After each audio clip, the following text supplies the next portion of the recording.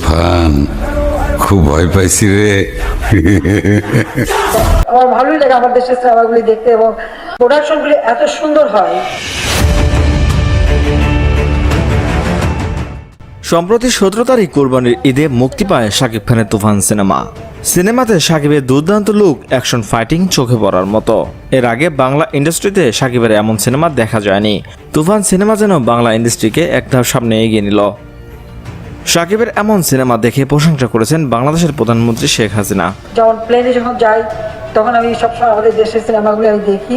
তিনি বলেছেন, সবসময় আমার সিনেমা দেখা সম্ভব হয় না, আমাকে সারাদিন বিভিন্ন কাজে ব্যস্ত থাকতে হয়। আমি যখন প্লেনে থাকি তখন আমি সিনেমা দেখি। অনেকে আমাকে পেন ড্রাইভে সিনেমা দিয়ে থাকে, আমি সেগুলো প্লেনে বসে বসে দেখি।